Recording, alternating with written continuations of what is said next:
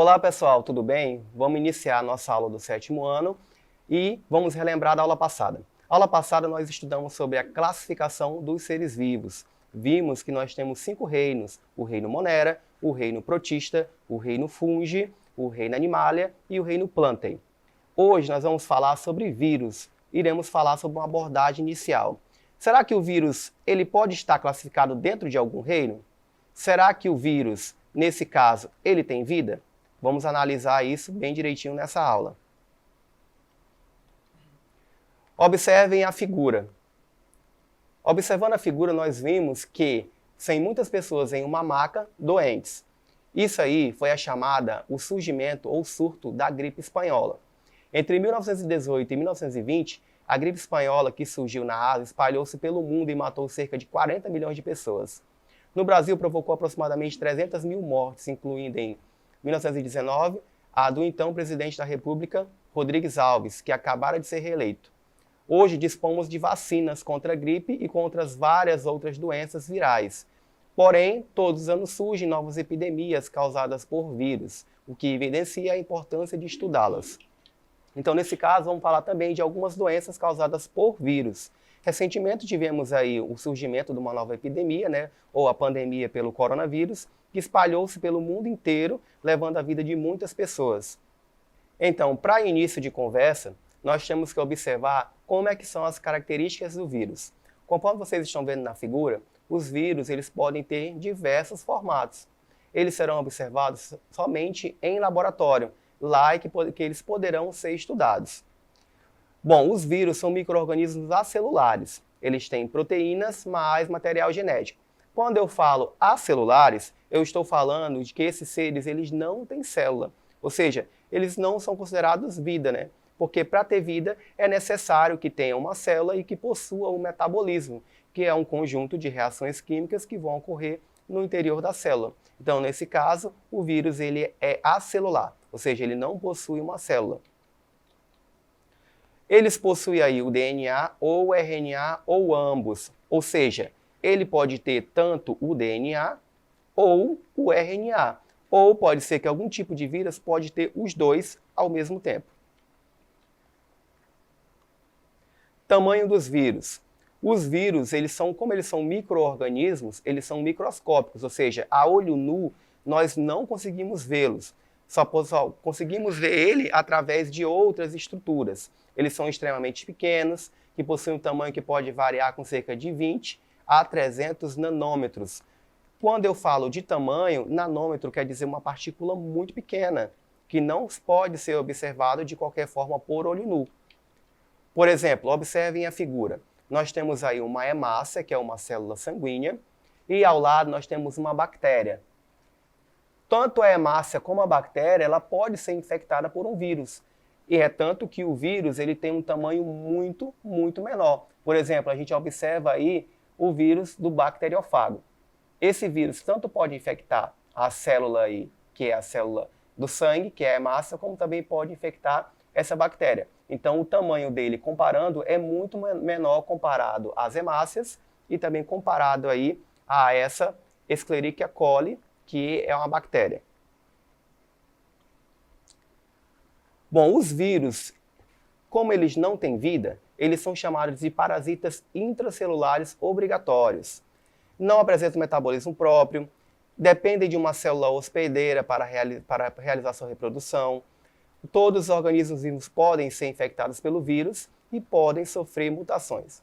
Observa aí o exemplo. Então, o vírus, ele tanto pode aí infectar uma célula animal, que é o nosso tipo de célula, como pode também infectar uma célula vegetal, como pode infectar uma bactéria, um fungo e um protozoário. Com essa observação, a gente observa que o vírus ele tem um poder enorme. Apesar de ele não ter vida própria, não ter metabolismo, mas eles são chamados de parasitas. O que é um parasita? O parasita, então, é aquele ser que se alimenta do outro. Na verdade, ele precisa da energia da outra célula para poder sobreviver e perpetuar, então, a sua espécie. Lá dentro dessa célula, eles vão se reproduzir.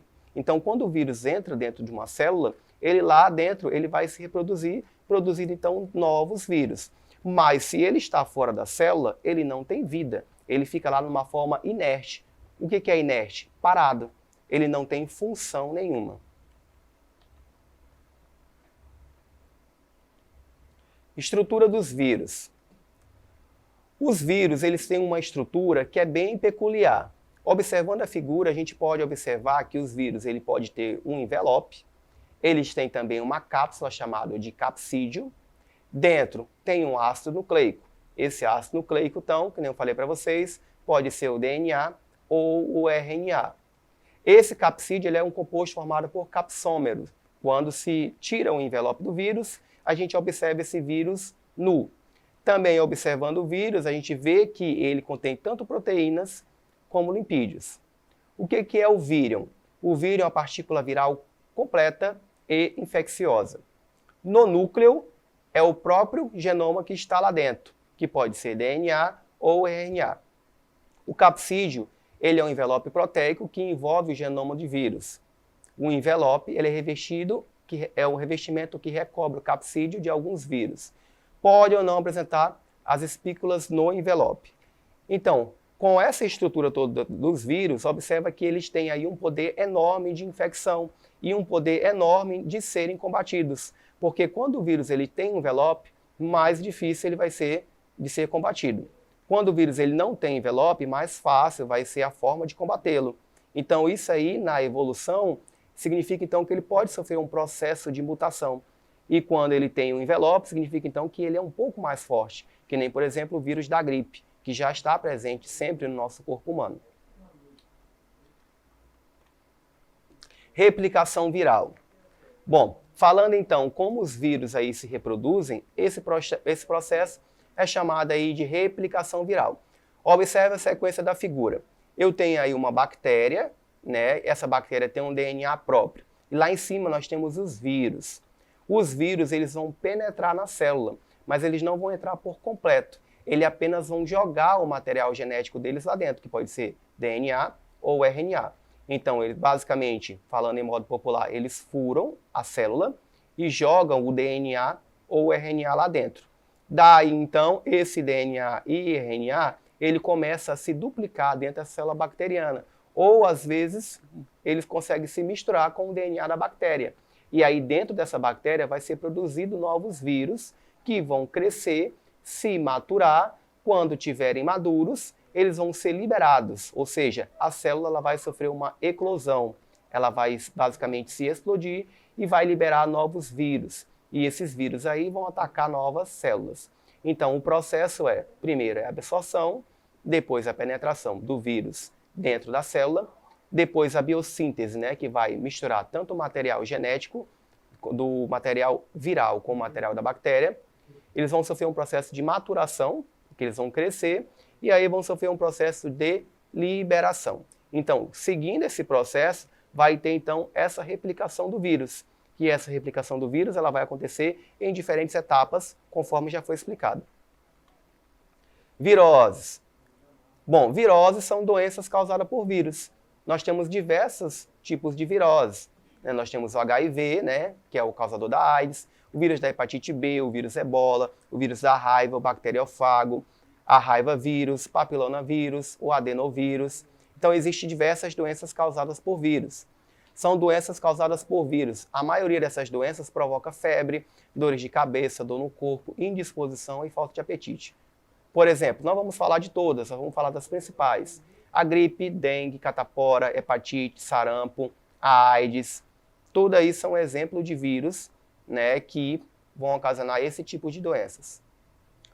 Falando da gripe. A gripe ele é provocada pelo vírus influenza. A transmissão se dá por gotículas de saliva ou de muco infectados por tosse e espirro. O período de incubação demora em média aí 4 dias. Então, quando a pessoa tem muita tosse, espirro e transmite gotícula de saliva, é bem fácil de outra pessoa se infectar com o vírus da gripe. E temos aí a Covid-19, né, que é a mais recente, né, que surgiu a pandemia, que muitas pessoas morreram, né, com complicações no pulmão. Então esse vírus, ele é provocado por um vírus da família do coronavírus, que é o chamado SARS-CoV-2. A transmissão também se dá por gotículas de saliva ou muco infectados como tosse e espirro. E o período de incubação aí demora 15 dias. Observando a figura, observe que, comparando o vírus da gripe com o coronavírus ele é cheio de espículas, né? O que facilita ele a sua adesão na célula. E aí ele se reproduz também, porque ele contém proteínas, né?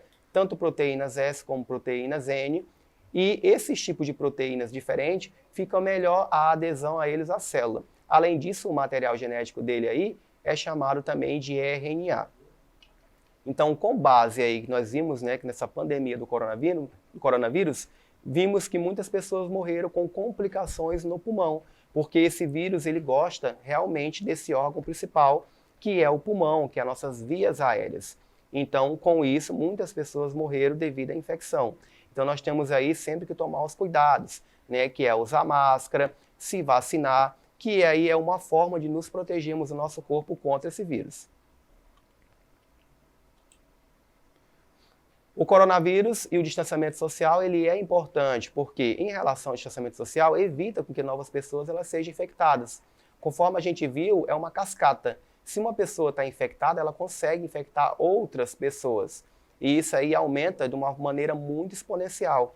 Essa maneira exponencial ela é muito rápida, né? Uma pessoa infectada pode infectar 3, 4 ou 5 pessoas. E aí essas outras podem infectar muitas outras. Daí, então, a importância de sempre manter o distanciamento e usar máscaras e sempre também se vacinar. Vamos lá? Vamos exercitar o que nós aprendemos até agora. Por que os vírus são chamados de parasitas intracelulares obrigatórios? Bom, a resposta já está aí. Eles são chamados de parasitas intracelulares obrigatórios porque eles só conseguem se reproduzir dentro de uma célula hospedeira viva, por não possuírem maquinaria celular e metabolismo próprio. Então, como os vírus não têm metabolismo próprio, são seres acelulares, são seres que também são chamados de inertes. Então, para eles poder ter um certo metabolismo utilizando da célula, ele precisa infectar uma célula. Só aí ele vai se reproduzir. Mas mesmo assim, eles não são considerados seres com vida. Eles precisam parasitar uma célula para poder então se replicar. Questão 2. Frequentemente, quando uma pessoa está doente, ouvimos a frase, deve ser apenas uma virose. Entretanto, chamamos de virose todas as doenças causadas por vírus, que podem variar de uma simples gripe até a AIDS. De acordo com o seu grau de conhecimento sobre virose, marca a alternativa que encontramos apenas doenças causadas por vírus. Então já está aí marcada, né? Doenças causadas por vírus, nós temos a hepatite, a raiva e a cachumba. As outras, por exemplo, cólera, nós temos aí malária, e tem também o tétano, não são doenças causadas por vírus.